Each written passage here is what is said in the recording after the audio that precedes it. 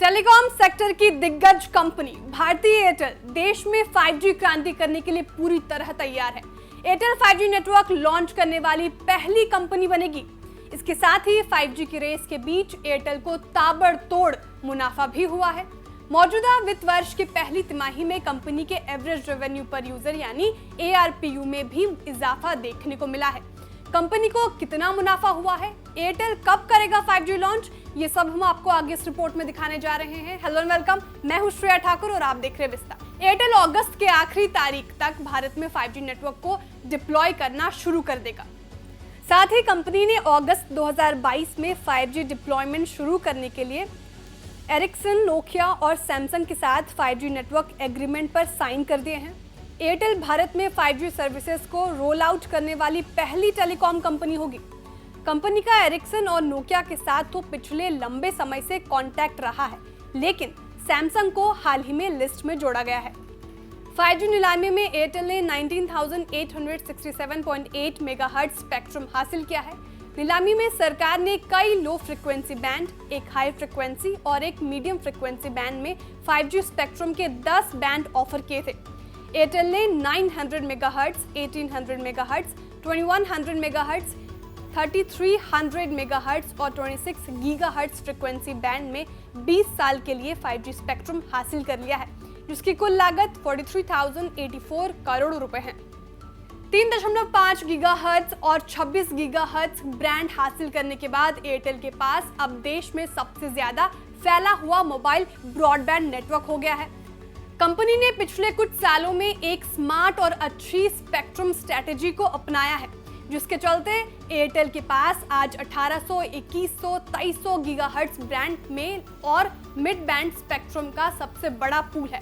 ये इस टेलीकॉम दिग्गज को अपने ग्राहकों को सबसे बढ़िया 5G कवरेज प्रदान करने में सक्षम बनाएगा और एयरटेल को कम लागत पर 100x कैपेसिटी बढ़ाने की इजाजत भी देगा।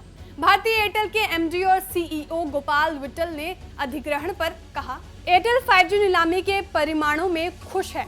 हालिया नीलामी में लेटेस्ट स्पेक्ट्रम अपने कॉम्पिटिटर्स की तुलना में काफी कम लागत पर हासिल करना हमारी रणनीति का हिस्सा था।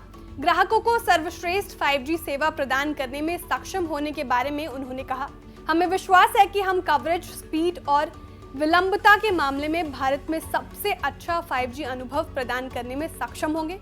उन्होंने कहा कि इससे हम अपने B2C और B2B दोनों ग्राहकों के लिए स्थापित प्रतिमानों को बदल सकेंगे। 5G तकनीक वो क्रांति है जो भारत के मैन्युफैक्चरिंग, सर्विस और कई दूसरे सेक्टरों को बदल सकती है। इसके अलावा मौजूदा वित्त वर्ष की पहली तिमाही में कंपनी के एवरेज रेवेन्यू पर यूजर ARPU में भी इजाफा देखने को मिला है। ये बढ़कर 183 रुपये पहुंच गया, जो पिछले वित्त वर्ष की समान तिमाही में 146 रुपये था। नियामकीय फ्लाइंग में एयरटेल की ओर से बताया गया कि EBITDA से पहले कंपनी की समेकित आय 25.9% बढ़कर 16,604 करोड़ रुपए हो गई, जबकि इसका EBITDA मार्जिन सालाना आधार पर 150 BPS बढ़कर 50.6% हो गया। नतीजों के मुताबिक कंपनी की विभिन्न सेवाओं और इस्तेमाल करने वाले कस्टमर्स की संख्या में भी तेजी दर्ज की गई है।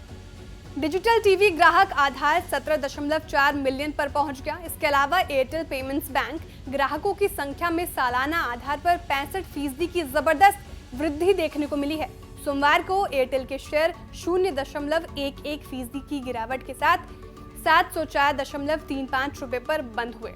आपको जानना चाहिए, एयरटेल भारत में 2018 में 5G तकनीक का परीक्षण करने वाली पहली कंपनी थी।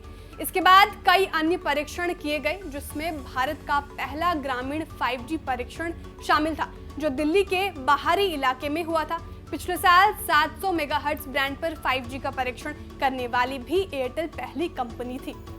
आपको हमारा वीडियो कैसा लगा कमेंट करके जरूर बताएं। वीडियो को लाइक और शेयर करना ना भूलें। ऐसे वीडियो देखने के लिए विस्तार को सब्सक्राइब करें।